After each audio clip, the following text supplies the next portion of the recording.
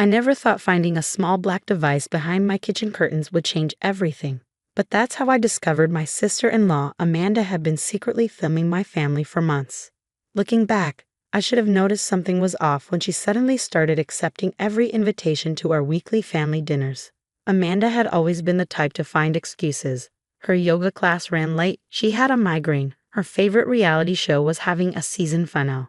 But 3 months ago, she began showing up like clockwork, her expensive phone always in hand, supposedly taking work calls from the corner of my kitchen. "Emily, you don't mind if I grab some water, right?" she asked, sliding past me to the sink, phone casually pointed at my cooking space. I'd smile and nod, focused on not burning the lasagna or making sure my sauce wasn't too salty. Cooking had never come naturally to me, but I was trying. God, was I trying. My husband Mike always said he loved my cooking, but I knew some dishes turned out better than others. When the garlic bread came out a little too crispy or the pasta was slightly overcooked, he'd still clean his plate with a smile, reaching for my hand under the table and giving it a squeeze. "Thanks for dinner, honey," he'd say, and I'd know he meant it. But Amanda, she'd push food around her plate, taking tiny bites while tapping away at her phone. Sometimes she'd smirk, and now I know why.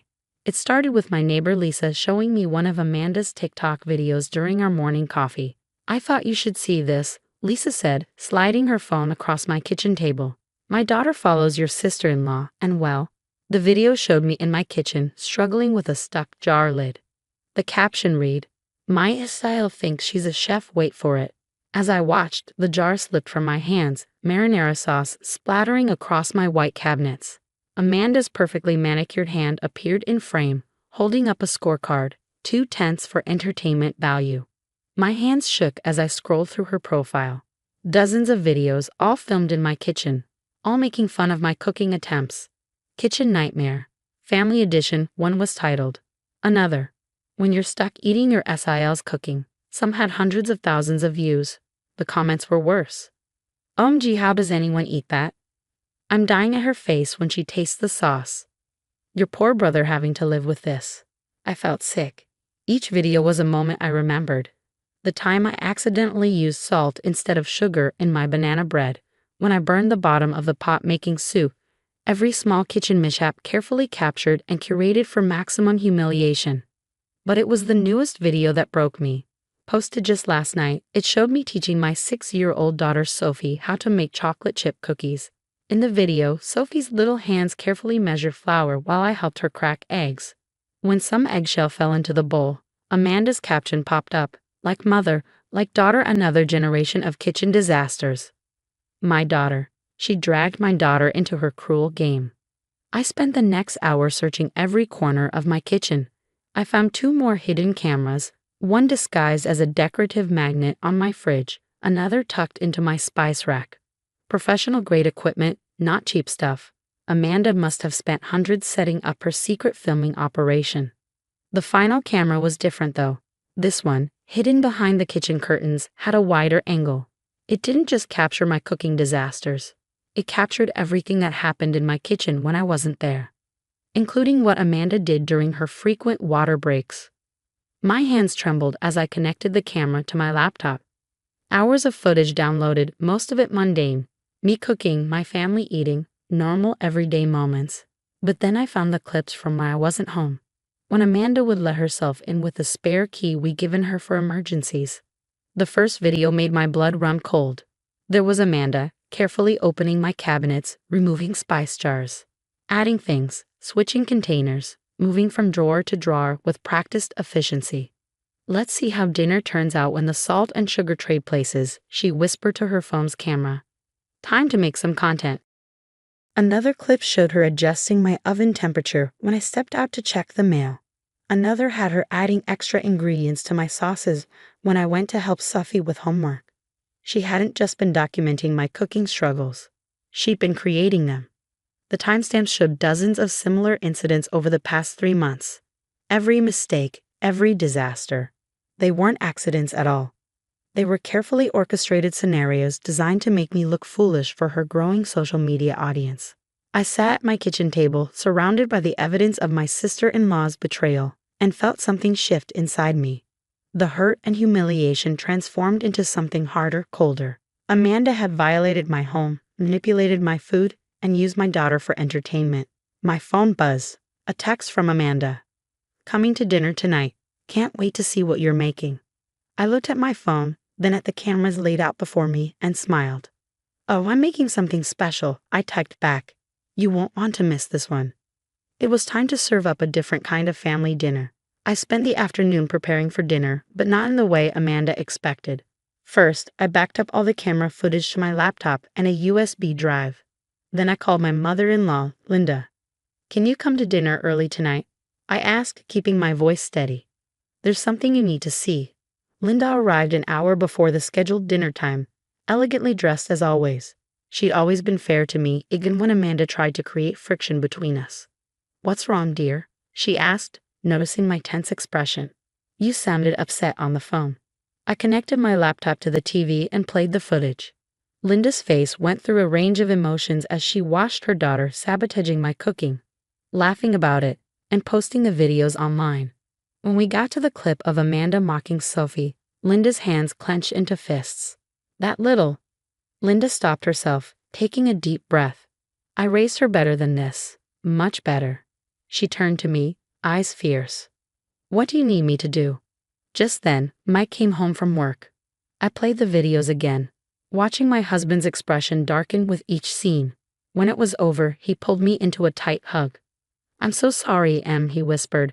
I had no idea she was, God. What is wrong with her?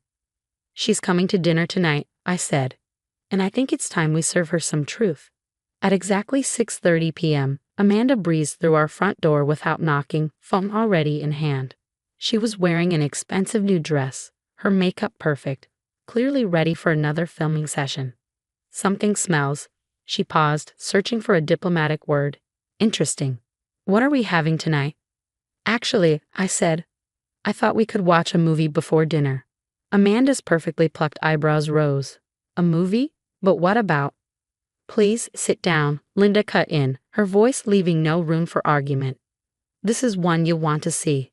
Amanda's face changed as the footage began playing on our TV.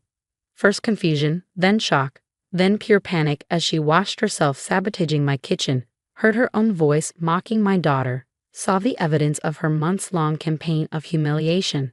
I can explain, she stammered, looking wildly around the room. It was just a joke, just for fun. Everyone loves the videos. Fun. Mike's voice was quiet but sharp. You call humiliating my wife and daughter fun. The videos have 500,000 followers, Amanda protested. Do you know how much money I'm making from brand deals? Emily should be thanking me. I made her famous.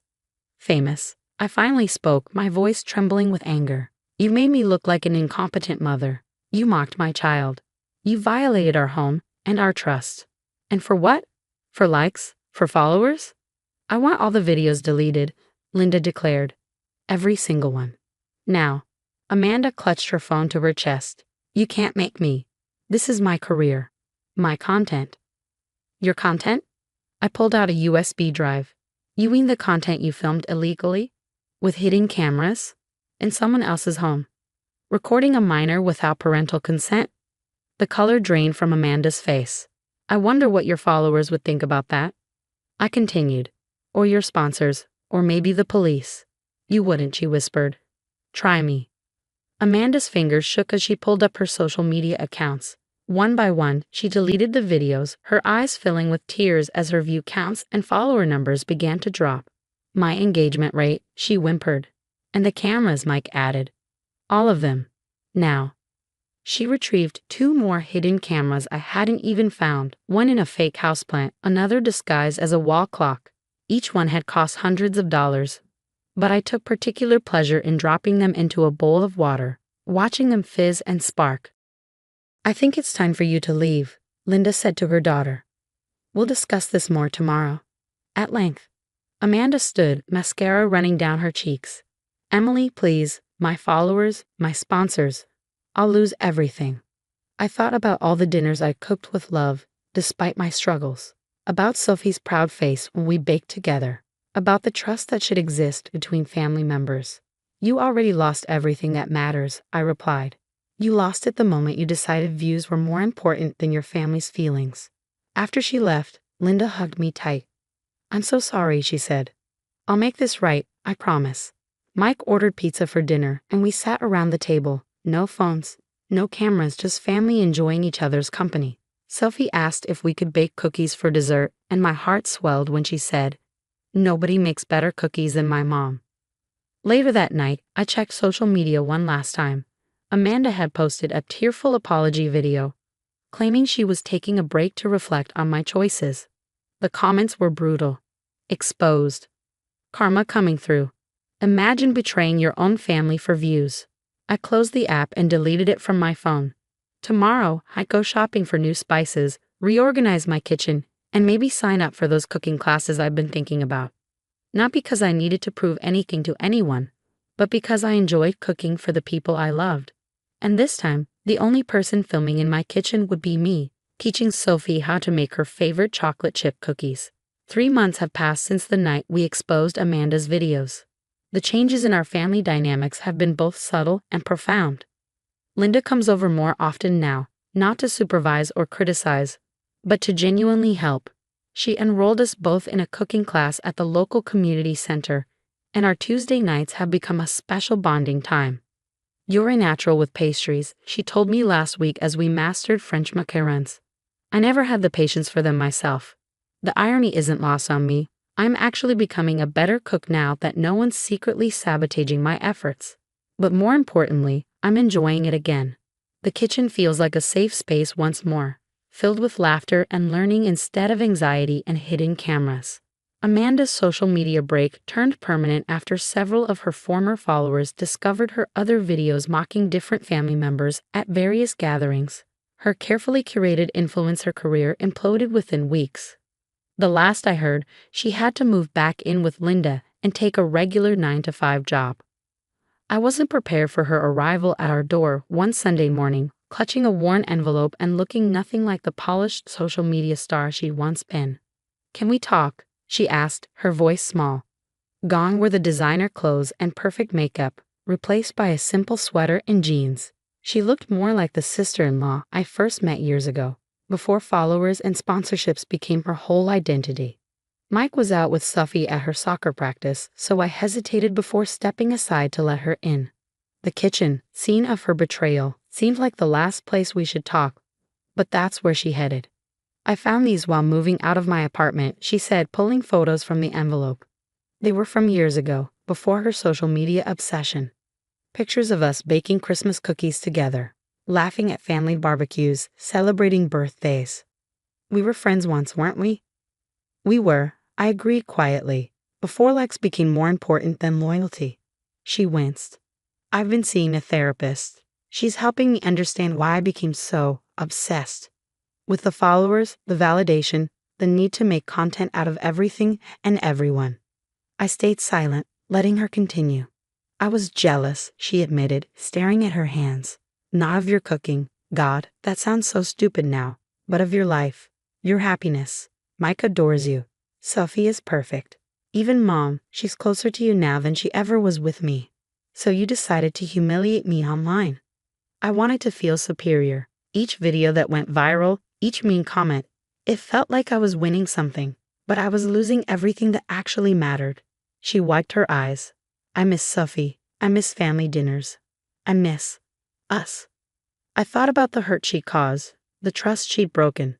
But I also thought about what Linda had told me during one of our cooking classes. Forgiveness isn't about forgetting. It's about choosing to give someone the chance to do better. "I can't promise things will ever be the same," I said carefully. "But if you're serious about making amends, you can start by joining our cooking class. No phones allowed." Her eyes lit up with cautious hope. "Really?" "Tuesday nights at 7. "But Amanda," I met her gaze firmly. "One chance. That's all you get." She nodded solemnly. "I understand. And Emily, I really am sorry for everything." The following Tuesday, Amanda showed up to class in an old apron of Linda's, phone nowhere in sight. We made classic beef bourguignon, and yes, she struggled just as much as I once had. But this time, there were no hidden cameras, no mocking comments, just 3 women learning and laughing together. Last night, we hosted our first full family dinner since the incident. Amanda brought a homemade apple pie, slightly burned on the edges but made with genuine effort. Sophie, after initial hesitation, showed her aunt the proper way to measure ingredients for cookies. The joy on both their faces was worth more than 1 million views. My phone still sits in a drawer during family meals. Not because I'm afraid of being recorded, but because I've learned something valuable through all of this. Real life, messy, imperfect, genuine life, is worth so much more than any carefully curated content. As I write this, Sophie and Amanda are in the kitchen attempting to make cinnamon rolls from scratch. There's flour everywhere, and they've already messed up the filling once. But their laughter is real, their mistakes are their own, and the only documentation is the memory we're creating together. Sometimes the sweetest revenge isn't about getting even, it's about getting better. Better at cooking, better at forgiving, better at being family, and that's something no amount of likes or followers could ever replace.